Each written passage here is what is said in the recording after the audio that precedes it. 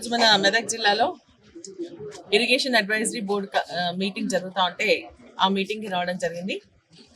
ఈ మీటింగ్లో ఏంటంటే మన సింగూర్ ప్రాజెక్ట్ నుంచి గన్పూర్ ఆనకట్టకి ఏదైతే 4.06 టీఎంసీ వాటర్ వదలాలో అది వదలకుండా సింగూర్ ప్రాజెక్ట్ ని యొక్క రిపేర్స్ చేస్తామని చెప్పేసి ఆ నెపంతో రైతులను నష్టపెట్టేటువంటి కార్యక్రమాన్ని తీసుకొని రావడం జరిగింది.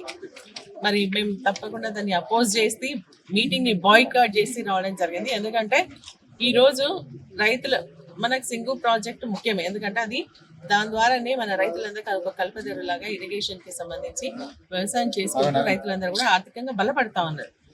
అయితే దానికి కొంచెం నష్టం, దాని రిపేర్స్ అవసరం ఉన్నాయని చెప్పేసి చెప్తాను, దాన్ని చేయండి, మేము వద్దనట్లేదు. కానీ మేము గత నెల రోజుల నుంచి కలెక్టర్ గారిని ఇరిగేషన్ ఆఫీసర్స్ని అడుగుతా ఉన్నాం ఏంటంటే రైతులకు నీళ్ళు వదులుతారా లేదా, ఎందుకంటే పేపర్లలో వస్తుంది, టీవీలలో వస్తుంది, మరి వదులుతున్నారా లేదా, వదలకపోతే మేము పంటలు వేసుకోము, వదులుతున్నారంటే మేము వేసుకుంటామని చెప్పేసి అడుగుతా ఉంటే ప్రభుత్వం నుంచి మాకు ఎటువంటి ఇన్స్ట్రక్షన్స్ రాలేదని డాటా వేస్తూ మరి రైతులందరూ ఇప్పుడు నార్లు పోసుకొని కొన్ని దగ్గర నాటు కూడా వేయడం జరిగింది. కొల్చారం మండలానికి సంబంధించి తొందరగా నాట్లు వేస్తారు, సో నాట్లు కూడా వేయడం జరిగింది. ఇప్పుడు ప్రభుత్వం చేతులు ఎత్తేసి మేము నీళ్ళు ఇవ్వమని చెప్పేసి అంటే నష్టపోవాల్సింది రైతులు ఎందుకు నష్టపోవాలని చెప్పేసి అడుగుతా ఉన్నాం.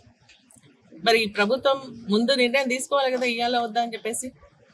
అట్లా నిర్ణయం తీసుకోకుండా ఇప్పుడు వేసుకున్న తర్వాత మేము ఇయ్యము అంటే రైతులు ఎందుకు నష్టపోవాలి. మేము డిమాండ్ చేస్తా ఉన్నాం ఏంటంటే ఖచ్చితంగా రైతులకు నీళ్ళు ఇవ్వండి. మేము అడిగేది ఏంటంటే రిపేర్ కూడా అవసరమే, దానికి కాపర్ డ్యామ్ ఉంటుంది, కాపర్ డ్యామ్ కట్టండి, లేకుంటే రింగ్ బాండ్ కట్టి రిపేర్ చేయండి.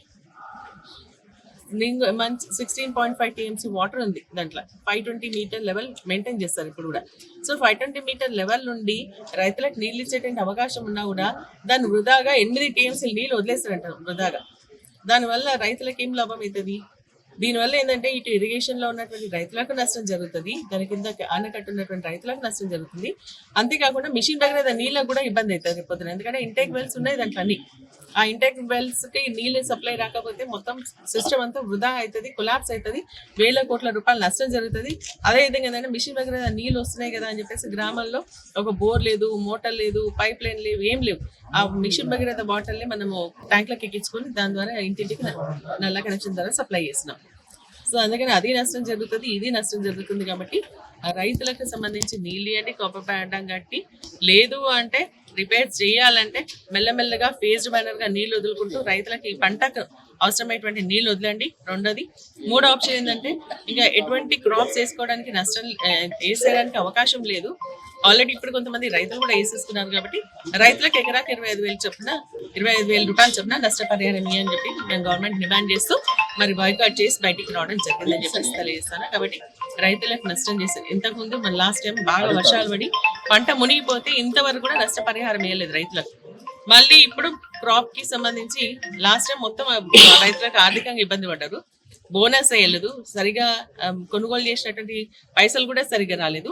ఇప్పుడేమో మళ్ళీ నీళ్ళు ఇవ్వమంటున్నారు. సో మేము డిమాండ్ చేస్తున్నాం, ఖచ్చితంగా నీళ్ళు ఇవ్వండి, లేదంటే కంపెన్సేషన్ ఇవ్వండి. రెండవది, అక్కడ కొండపోచమ్మకి సంబంధించినటువంటి వాటర్ రిలీజ్ చేస్తున్నారు. కొండపోచమ్మ నుంచి మా అల్ది ప్రాజెక్ట్ కూడా మరి నీళ్ళు వదిలేసి రైతులను కాపాడాలని చెప్పేసి కూడా డిమాండ్ చేస్తూ ఉన్నాం. చరిత్ర సృష్టించినోడు ఇప్పుడు ఆ చరిత్రని తిరగరాయబోతున్నాడు. అబద్ధాల గోడల్ని బద్దలు కొట్టి నిజాలను రాగా మీ ముందుంచబోతున్నాడు. నిజమైన వార్తల కోసం వెంటనే డౌన్లోడ్ చేసుకోండి రా యాప్ని.